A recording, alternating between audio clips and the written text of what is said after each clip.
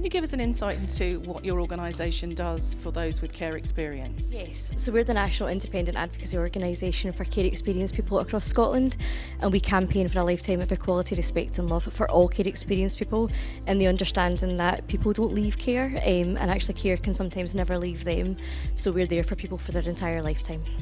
And what's the main impact that you see on those with care experience? What are the common and recurring issues? So we provide independent advocacy, which is essentially having someone in your corner who's completely independent, not part of the system. They are just for that care experienced person to thousands of people every year.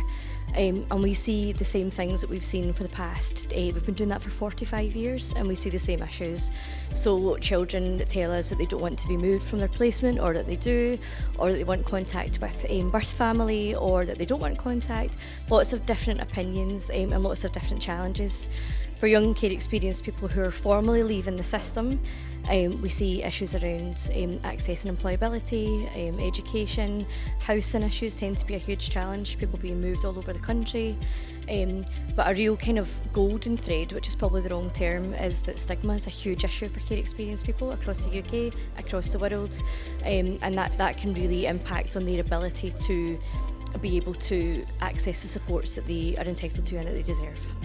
So we heard yesterday about care experience becoming a protected characteristic. Is that something that you think is important? I think the work around that has been really encouraging, with lots of local authorities across the UK making that commitment to treat it as a protected characteristic. I think time will tell whether that commitment results in any tangible actions for people. I think any piece of legislation, any piece of work that we can improve to make life better for care experienced people is really welcome. And if you were to choose one goal that you would want to see implemented in the near future, what would that be?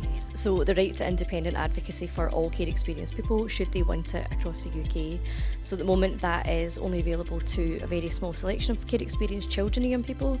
Very little is available to care experienced adults, and we would like to see that in statute and as an opt-out, so people get that opportunity to access independent advocacy, to have someone in their corner, and for the UK to be talking about that in a much bigger sense.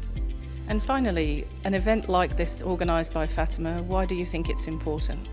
It's been really helpful because, again, there can't be enough of these conferences where it brings key people together to talk about care and what needs to happen. I think across UK, Four Nations approach is always really welcome because there's so many similarities but so many differences.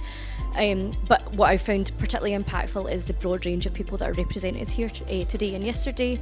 It's not just people that work in the sector, sometimes it can be a bit of an echo chamber. This has felt really refreshing in the fact that we've got lots of different people here that all in different ways can support care experienced people across the UK.